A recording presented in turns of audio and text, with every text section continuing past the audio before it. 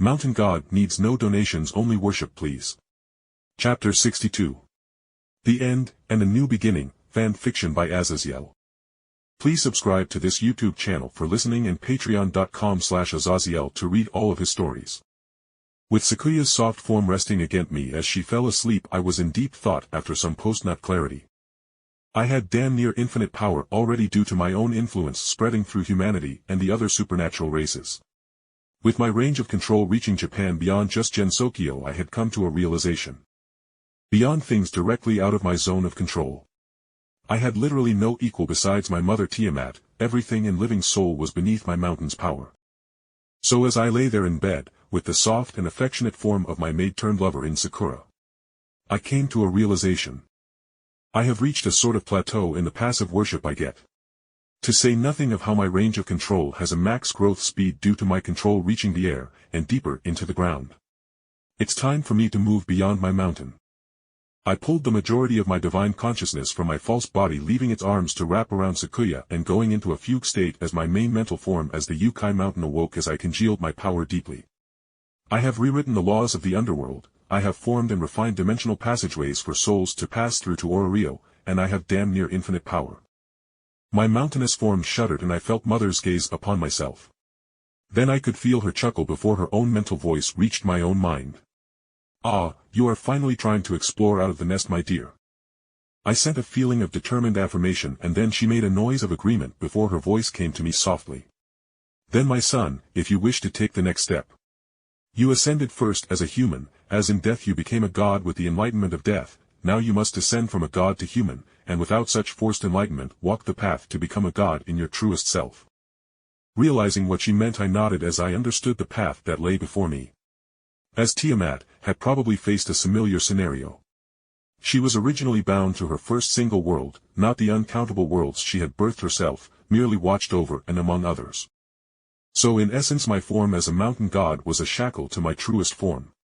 A form that would elevate from merely being a mountain, to an entire world.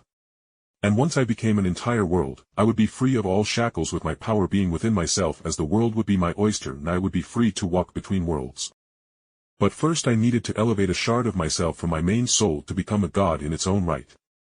But not a mountain god, it needed to be a figure of great power that would act as the vessel that would absorb my mountain form like a piece of the puzzle just fitting in. My consciousness heaved and Tiamat gently helped me by slowly pulling a wisp of my immortal soul, and she said into my ears gently. Now. I shall reincarnate this soul shard into a new life. Any particular requests, my child? Feeling a deep exhaustion I had never felt before in the period of time I had been a mountain god, I sighed weakly before I said softly to my mother.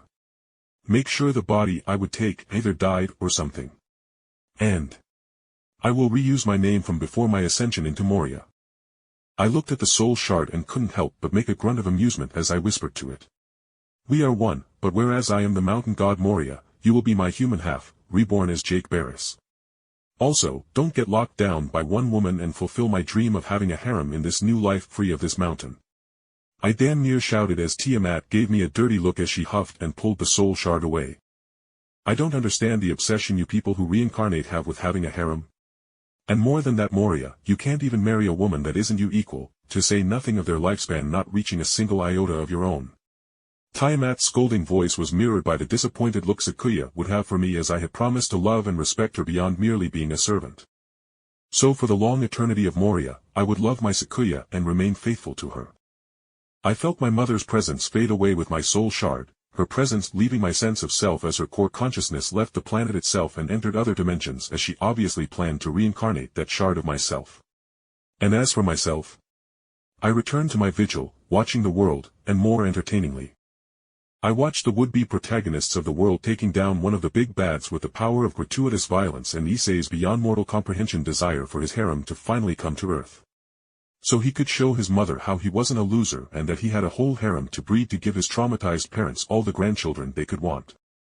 And in the end, as my exhausted soul reintegrated with my divine puppet so I could fully embrace Sakuya in my arms, I heard her gently whisper into my ears. I love you, Moria. In turn, I whispered back to her softly and with all the affection I had for the silver-haired beauty laying nude in my arms. I love you too, Sakuya. So while my new soul shard gained power and my true soul would slowly grow over the years to take over Earth, I shut down my consciousness with one thought running through my mind as one hand slipped over and cupped Sakuya's beautiful ample breast.